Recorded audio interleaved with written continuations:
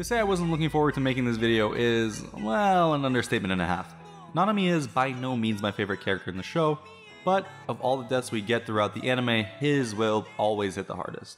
I really need to stop doing this to myself. Screw it, from today on, no more sensational titles that will just undoubtedly end up getting one up the very next week. Let's just talk about the here and now. Episode 19 is finally here, and wow.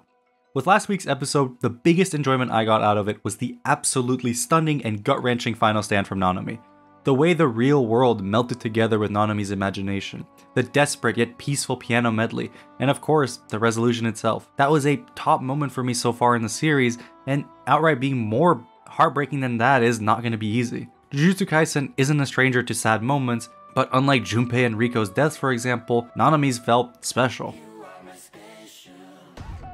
But they decided that it wasn't enough to traumatize us with just his death, and now with Nobara's as well. To get to that scene though, we're gonna have to talk about the rest of the episode first. I need to build up to it, okay? On a visual front, this episode was incredible, especially in its action animation, which is surprising given some of the struggles that the season has had so far on a production side of things. Nobara's portion at the beginning was surprisingly good. We had creative angles, fluid motion, and great use of color and lighting, which reminded me a lot of that Yuji vs Choso fight with some of these rim lights. Given that this was Nobara's last fight, it makes sense to give her this level of attention. God knows she needs it with her track record so far in Shibuya.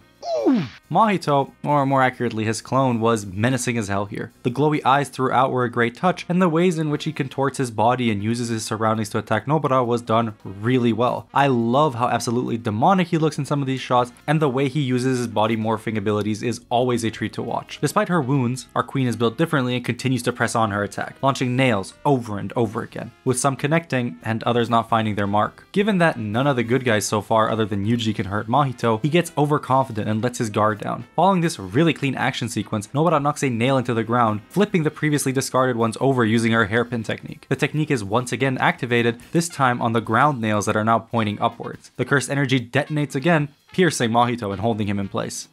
Nobara leaps down, knocking Mahito into the ground and jamming another nail right on his forehead. This time, instead of hairpin, she uses resonance. The damage hits Mahito's soul directly, but given that the Mahito before her is only a clone, the damage done to him relays back to the original, just like it did back to Eso in Season 1. With the main Mahito taking direct damage to his soul, and by virtue of him being connected to himself, the damage is then rebounded onto the clone, giving Nobara an actual method to harm him. The clone realizes that Nobara is his natural enemy alongside Yuji, and we swap scenes to see the effect of resonance on the main body. In the middle of striking a blindfolded Yuji, the original Mahito's body takes massive damage. And realizing that what hit him was resonance, Yuji takes this opportunity and lands probably the meanest and the cleanest combo since Gojo's hate crime back in Jujutsu Kaisen 0.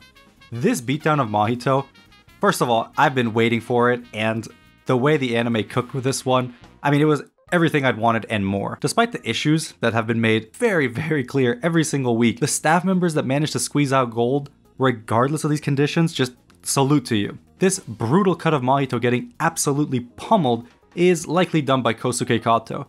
You've seen him in Gojo vs Toji, Mahito vs Mekamaru, Sukuna vs Makura, and now Yuji vs Mahito, obviously. He once again cooks, and just this cut of Yuji's eyes glowing red with rage is amazing.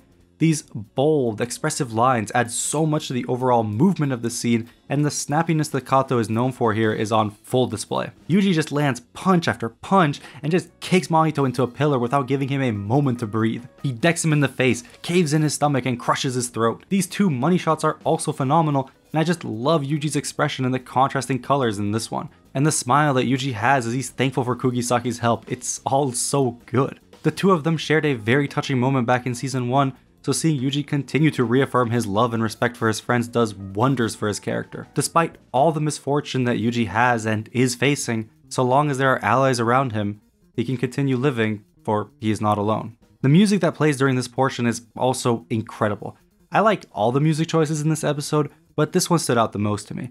It's uplifting and calming, almost as if reflecting Yuji's state of mind at this very moment. Having realized that Nobara is there with him, his mind is clear and the objective becomes painfully obvious. Exercise Mahito as fast as possible. This song is definitely one I'll be adding to the playlist and using in future videos once the OST officially drops. It's just that good. Shifting gears back to Nobara, the clone Mahito decides to use the ultimate Joestar technique, and he runs away. Nobara chases, believing that exercising him here is the best course of action, a judgment that would soon prove to be fatal. Yuji is still beating Mahito's ass, but Mahito has recovered enough to split himself into mini-me's. He tricks Yuji into attacking the wrong one, and the real Mahito makes his body whole again and runs towards his double. With Nobara on the chase, the two Mahitos swap positions, and that one moment of hesitation on her end leaves her wide open. Well, I guess we're here, huh? Well, I'm here. You're also here. The like button is there, subscribe button is there, make sure to click it. Moving on. Last week, Nanami got a special imaginary sequence. This week, Nobara gets a whole flashback that lasts most of the episode. If there's one thing Gege is really good at, it's creating backstories that really help some of these characters. Hidden Inventory was great, and a short 2-chapter backstory of a later character in the series, it's still my favorite to this day.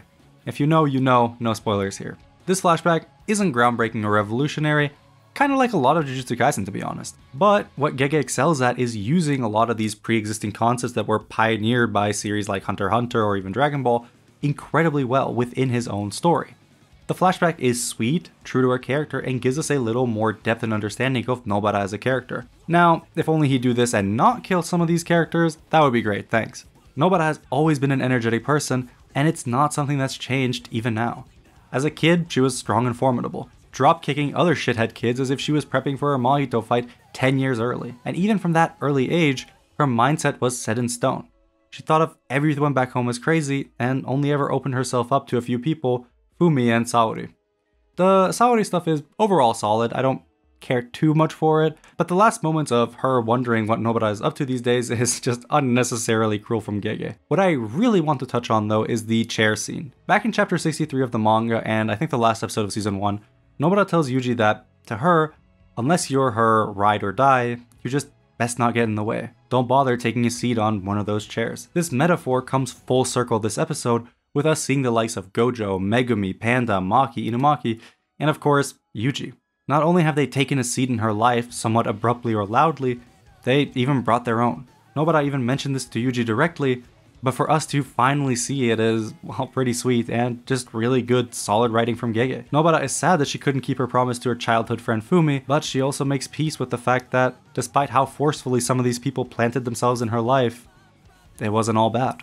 Sometimes I wonder if, after finishing a chapter like this, Gege just kicks his feet up in the air and just laughs, Gold D Roger style, recognizing how much BS he's putting not only his characters, but the readers too. I mean, seriously. Yuji's pained expression as he meekly lets out Nobara's name after having had shouted it early so loudly. I mean, why was this necessary? Before we end it off, here's my anime-only friend's reaction to her death.